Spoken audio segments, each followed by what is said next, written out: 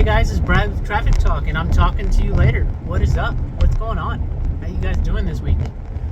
So today I want to talk about another good quality to have in the workplace, and that is going to be being a team player. What that looks like in several different spots, and how that can help you get a raise or advance in your career, get a promotion. So what does being a team player means? Well, it's going to relate a little bit back to the last video that we did, talking about always having a positive attitude. That goes into it, not having a woe is me, or this job sucks, or oh man, this bad thing happened and I got more work to do, and that's so bad. Part of it's going to be with that, but part of it is going to be willing to help out. We talked last video about the toxic kind of mantra of it's not my job. Being a team player means helping people out, doing certain things, even if it's not your job, and just moving along. That is part of being a team player. All these different things get looked at by your boss, by your coworkers, and by your boss's boss, and it's known pretty quickly, is this person a team player or not? Are they willing to put their kind of own hula hoop, what's involved in their own world to the side for a second or a day, a half day, a week, whatever it is?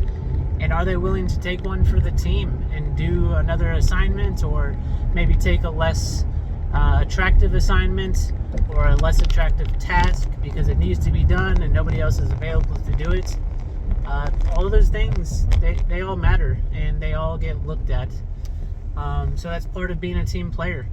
Another thing about being a team player is doing little extracurricular activities outside of work that sometimes pop up, and this is really pretty company dependent. I've worked for some companies who don't ever do any of this.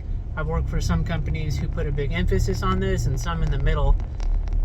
But little things like little charity events, little community team builders, volunteer opportunities at food banks, shelters, different things like that. I encourage people to sign up for those things, especially depending on who is organizing it. So lots of the things are good, honestly, for the community at large. So it's a good thing to do, to go volunteer at the food bank and go hand out some meals. Or it's a great thing to go and volunteer at maybe there's a marathon in town and you get to go hand out water, and your company gets to stand there with their company logo on the front of the table, and that's their payment for work in the event. But almost 100% of the time, these things are going to be unpaid, but you are establishing yourself as a team player to the people that are organizing the event, which we talked about a little bit last time, is going to trickle to other people. Other people are going to kind of make up their mind about you. Is this person a team player? And I promise you that feedback is going to get back to the people that are making the decision at the end of the year for a Christmas bonus, an end of year raise bonus, but it all adds up. So try to think about the bigger picture in some of these items for your long-term compensation, right? So if you go and work, let's just take the marathon event. If you go and work 2 hours there of unpaid time, let's say, you're thinking, well, that's 2 hours that I'm not getting paid, darn, right? But think about the bigger picture. Well, if you make $60,000 a year, you're getting paid $30 an hour for those 2 hours. You miss out on $60, right? But that one act may bump you up into the next raise category, and it might get you another $1,000 on your raise, or $1,000 extra bonus. Lots of these little things add up. And so try to think of these quote-unquote unpaid time as long-term investments into getting a bigger raise. It's a hard thing to do. It's not an easy thing to stomach, but I'm a firm believer that establishing yourself as a team player will pay dividends for you guys. So other things about team players is, well, you can't always be a team player for people above you, right? People above you in the kind of hierarchical structure of your company. You also need to be a team player to people beside you and people below you, right? So what that looks like is not only just helping them in helping other people in tasks like we've already talked about, but being a mentor is extremely important. So if you've been in the industry for 6 or 7 years and you have some new graduates starting on some new positions, help them out. Take them to the side and say, hey, this is what we're trying to do here. This is what this particular process means, and really break it down and help them understand from a fundamental level.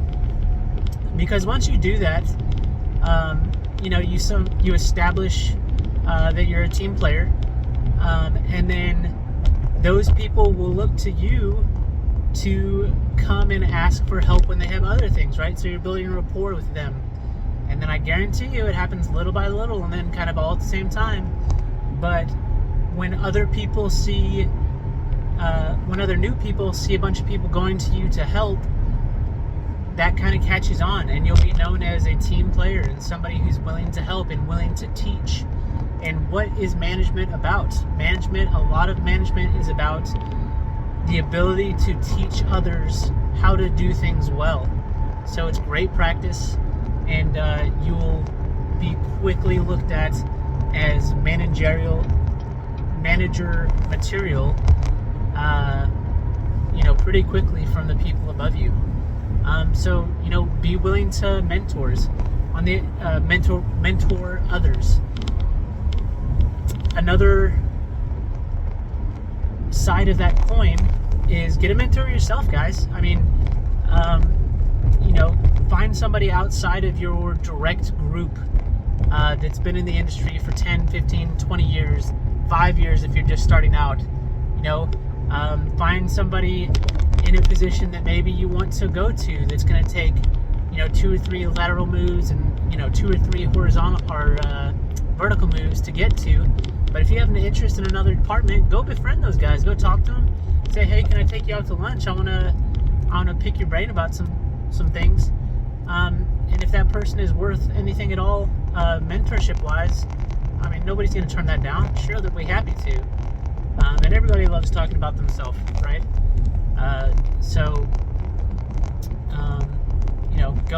Go be willing to kind of take the leap and go get a mentor, and then give it back, right? Give back the knowledge and be a mentor yourself.